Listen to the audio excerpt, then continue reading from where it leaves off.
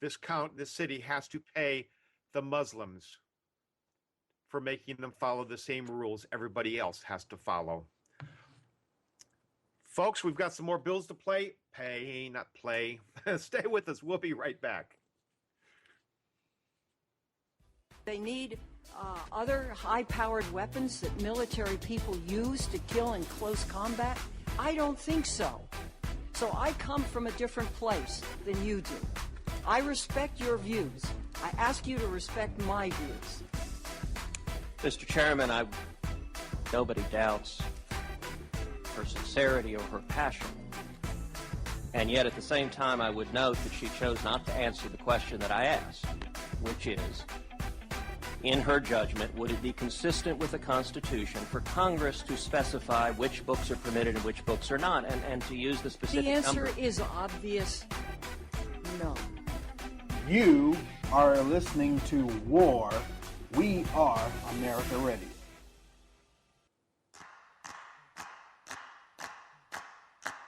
Well, I've been here a long, hard year, and I'm dragging low.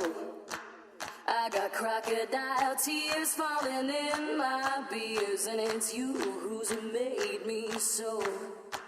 So before you cry again, I'll tell you why he's my brand new man. He don't play no games, knows where he came from, ain't running on me like you ran.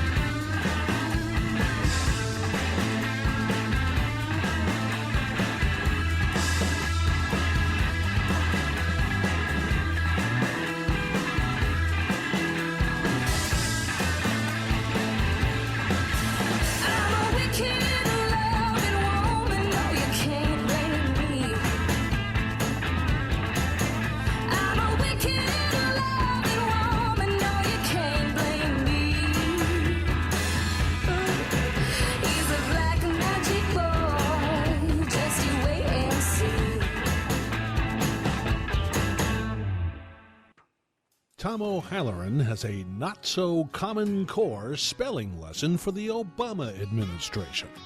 Ready? There is no K in America. There's kids that can't pray in school, $100 tanks of gas.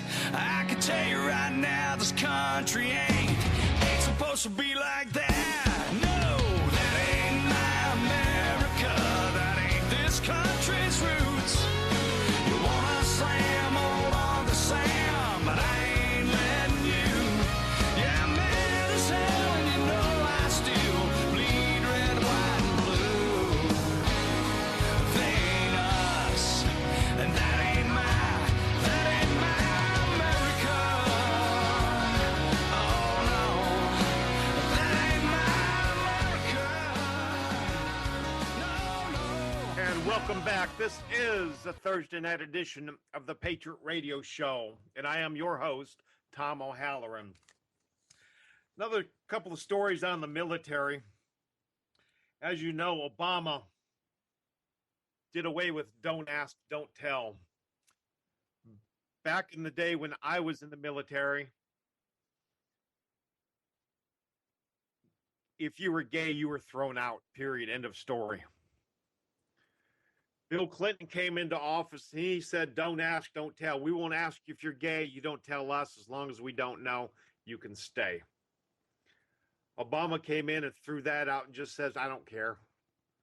Come in, sleep in the same bed, march in the parade holding hands, kiss in uniform. Guys can kiss guys. I don't care what you do. He turned it into a social experiment. All the top leadership of the military, 25, 30-year-old or 25, 30-year veterans that have been training and leading and protecting and training our boys for decades were forced out of the military if they refused to support this social experiment. Next came middle-range officers.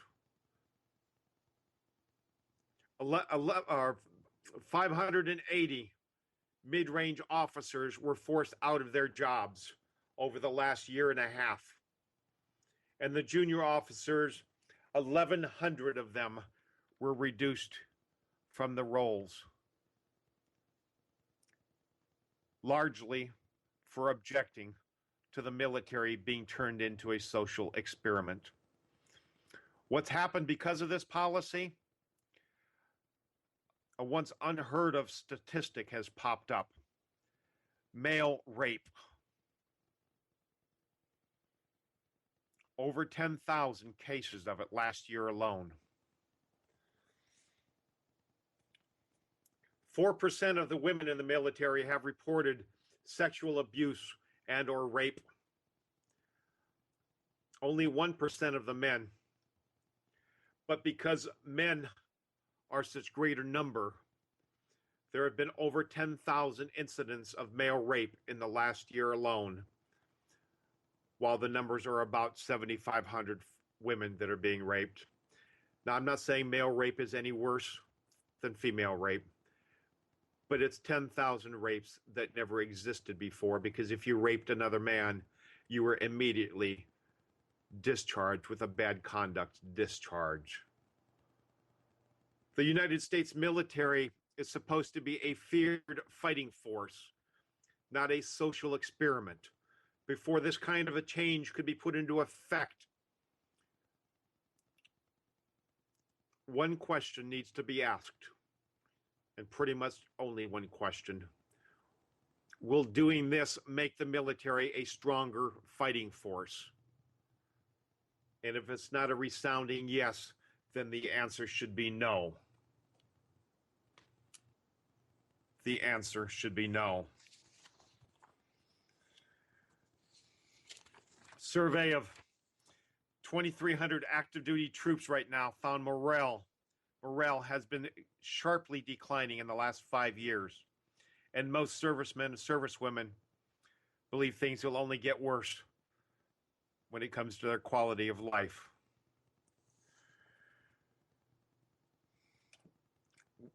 One of them said, I can no longer recommend to a young man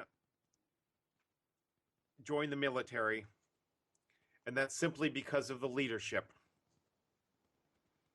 The military is being turned into this great social experiment, and they're not being allowed to go out and accomplish their mission, which is to defeat the enemy. Now they're being told, you have to defeat the enemy, but you have to do it without actually offending them. How are our men and women going to do that? They come home and commit suicide. That's how.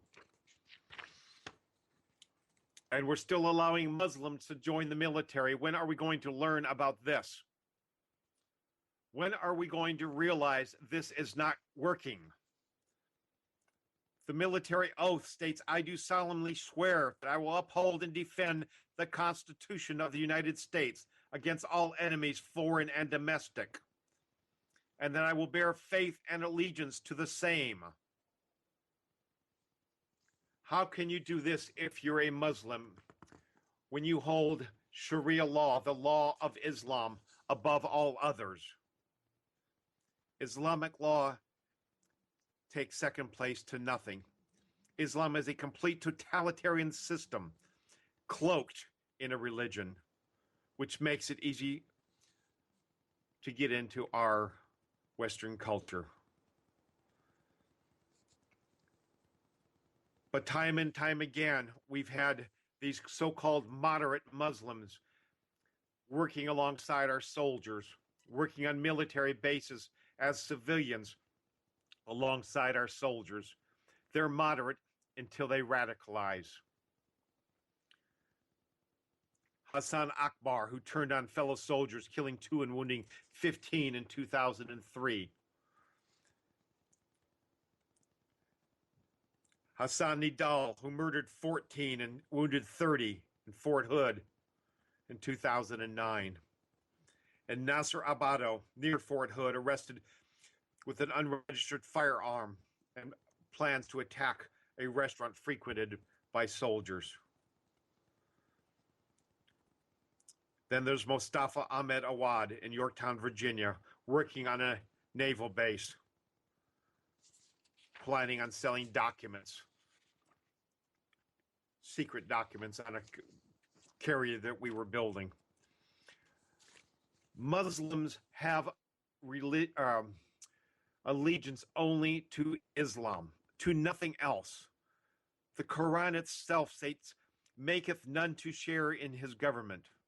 This is Allah, make none to share in the government. It is only Allah that matters. They can lie to us. They can say that they're swearing an oath to America, but they're here to destroy us, to mix in with us until they have the opportunity to kill us.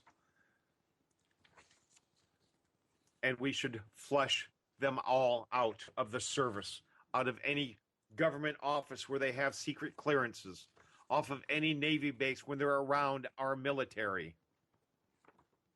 We need to protect our soldiers. Oh, mercy, mercy, mercy. Coming up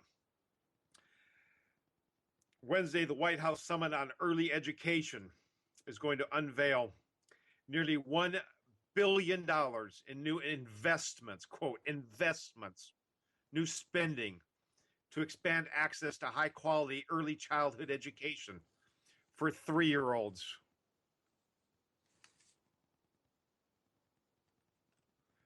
To 3-year-olds to 5-year-olds. Again, we're going to dump billions of dollars into programs following after other programs that have failed. One program after another after another. Obama swears that for every dollar we invest in early childhood education, we'll see a $7 return. But it's crap. This already discredited claim rests on a couple of surveys on projects that ran at a cost of $19,000 and $20,000 per child. These are 20 and 30 years old, and they produced little or no results as the kids went through the first 3 or 4 years of school. This is just another wasted billions of dollars for another progressive, larger government program.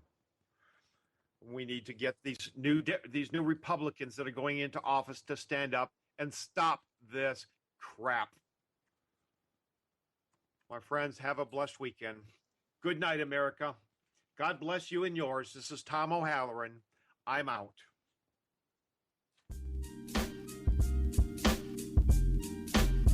Thanks, brother.